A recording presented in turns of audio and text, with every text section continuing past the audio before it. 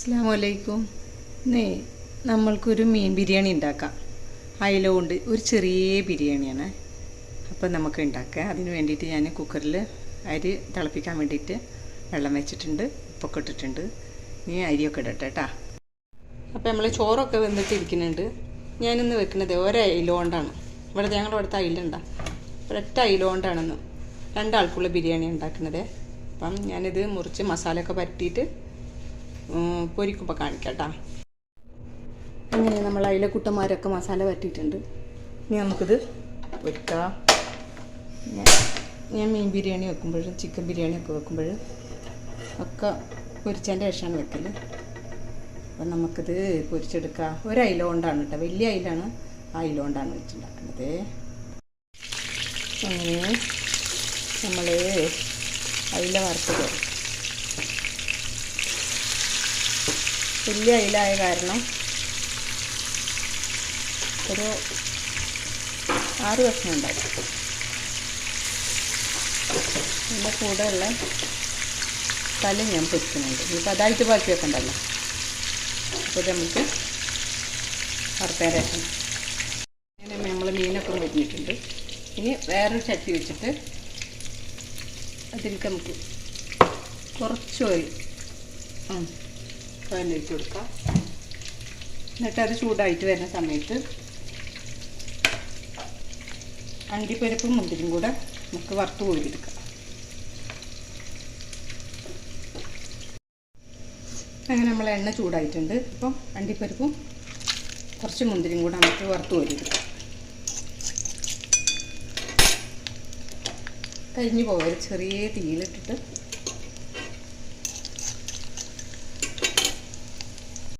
നമ്മൾ അണ്ടിയും മുന്തിരിയൊക്കെ വറുത്ത് കോരിയെടുത്തിട്ടുണ്ട്. ഇനി കുറച്ച് ഒരു സവാള, ചെറിയ സവാള നമുക്കത് ഒന്ന് പൊരിച്ചെടുക്കാം. മൊരിയണം, ചെറിയ മൊരിയണം, വാടലല്ല, മൊരിയണം. എല്ലാവർക്കും അറിയും, പക്ഷേ ഞാൻ പറഞ്ഞെന്നുള്ളൂ കേട്ടോ, അറിയാത്തവർക്ക് ഉണ്ടാവുമല്ലോ.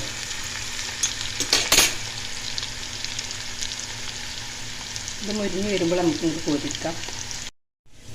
നമ്മുടെ ഉള്ളി സവാള മൊരിഞ്ഞ് വന്നിട്ടുണ്ട്. ഈ പരുവാകുമ്പോൾ എടുത്താൽ മതി കേട്ടോ. നമുക്ക് ബിരിയാണി മസാല ഉണ്ടാക്കാനായിട്ട് ഞാൻ കുക്കറിലാണ് ബിരിയാണി ദമ്മിടുന്നത്. അപ്പോൾ അതിന് വേണ്ടിയിട്ട് നേരത്തെ മീൻ വറുത്ത് വെച്ച എണ്ണയാണ് ഞാൻ ഇതിലേക്ക് ഉള്ളി വഴറ്റാൻ വേണ്ടിയിട്ട് ഒഴിക്കുന്നത്.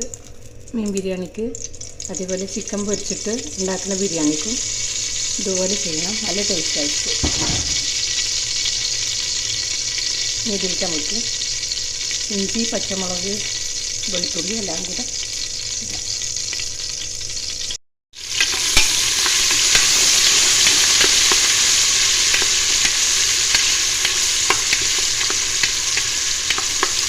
നല്ല പച്ചമണമൊക്കെ മാറി വരുമ്പോൾ നമ്മൾ അരിഞ്ഞ് വെച്ച സവാള ഇട്ട് കൊടുക്കാം.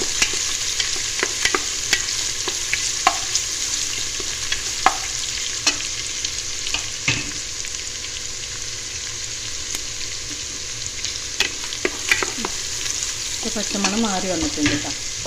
ഇനി ഇതിലേക്ക് നമ്മൾ അരിഞ്ഞ് വെച്ച സവാള, ഞാനിനി കണക്കൊന്നും പറയുന്നില്ല, രണ്ടാൾക്കുള്ള ബിരിയാണിയല്ലേ. അപ്പോൾ അതിനുള്ള നമുക്ക് ആവശ്യമുള്ള സവാള എടുക്കാം, കണക്കൊന്നും ഇല്ല. കുറേ വെക്കുമ്പോൾ അതിനനുസരിച്ചിട്ട് എടുക്കണം. ഇതൊക്കെ രണ്ടാൾക്കുള്ള വല്ല അത്രയാണ്. എല്ലാവർക്കും വീട്ടിൽ ചെയ്യാം. ഉള്ളുള്ള ചെറിയ മീനൊന്നും ചെയ്യാൻ പറ്റില്ല. എന്തെങ്കിലും ഇത്തിരി വലിയ മീനൊക്കെ കിട്ടുകയാണെങ്കിൽ പെട്ടെന്ന് വേഗം പണി തീരും. നമ്മൾ ഉള്ളിയും തക്കാളി, പച്ചമുളക്, ഇഞ്ചി, വെളുത്തുള്ളി എല്ലാം കൂടെ മിക്സായിട്ടുണ്ട്. അപ്പോൾ എനിക്ക് ആ ഒരു കാര്യം പറയാൻ പറഞ്ഞുപോയി. ഞാൻ ഉപ്പിട്ടിട്ടുണ്ടായിരുന്നു. നമ്മൾ അരി വേവിക്കുമ്പോൾ കുറച്ച് ഉപ്പിട്ടിട്ടുണ്ടല്ലോ. അപ്പോൾ അതിൻ്റെ കൂട്ടത്തിൽ ഞാൻ 1/2 സ്പൂണ് പഞ്ചസാര ഇട്ട് കൊടുക്കും. ആ ബിരിയാണി നല്ല ടേസ്റ്റ് ഉണ്ടാവും കേട്ടോ. ഞാൻ നേരത്തെ മീൻ മസാല പരത്തി വെച്ചിട്ടുള്ള മസാലേൻ്റെ വെള്ളം ഉണ്ടായിരുന്നു, അത് ഞാൻ ഇതിലേക്ക് ഒഴിച്ചു കൊടുക്കണം. ഇനി പിന്നെ ആവശ്യത്തിനുള്ള മുളക് ഇട്ടാൽ മതി. പച്ചമുളക് ഇട്ടിട്ടുണ്ടല്ലോ, അപ്പോൾ ഇത്ര ഇട്ടാൽ മതി. പിന്നെ മല്ലിപ്പൊടി ഒരു 1.5 സ്പൂണ് ഇടണം. എന്നിട്ട്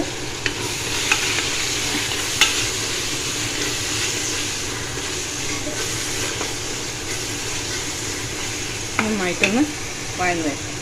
നമ്മൾ ബിരിയാണിക്കുള്ള ചോറ് ഒക്കെ നമ്മൾ വേവിച്ച് വെച്ചിട്ടുണ്ട്. ഇനി ഇതിന് കുറച്ച് മസാല അങ്ങോട്ട് എടുക്കാം. അടിയിൽ കുറച്ച് മസാല ഇട്ടിട്ടാണ് പിന്നെ നമ്മൾ ചോറ് ദമ്മിടല്ലേ. ഇത് നടുവിലേക്കുള്ളതാണ്.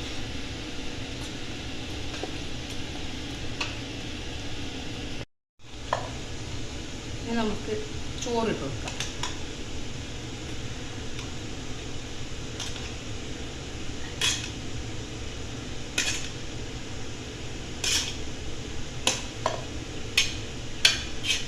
ചോറിട്ടതിന് ശേഷം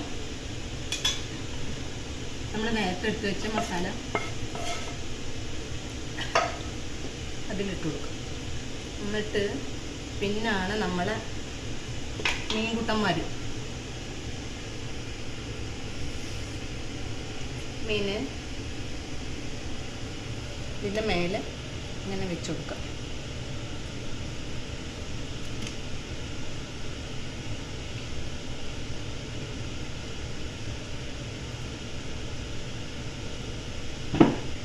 ഇനി ബാക്കിയുള്ള ചോറും കൂടെ ഇതിൻ്റെ മേലെ നമ്മൾ ഇട്ട് കൊടുക്കാം.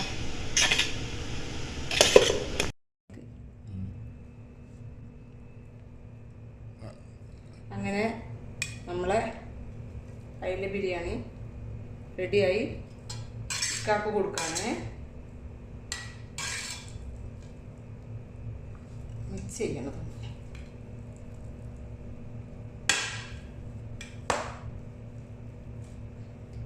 മീൻ മാറ്റി വെച്ചിട്ട് വേണം മിക്സ് ചെയ്യാൻ, അല്ലെങ്കിൽ അത് ഉടഞ്ഞു പോകും.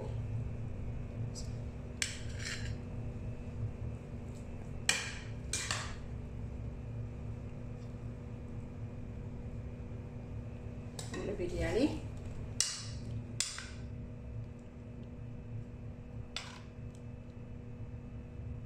കച്ചമ്പറ്, പപ്പടം,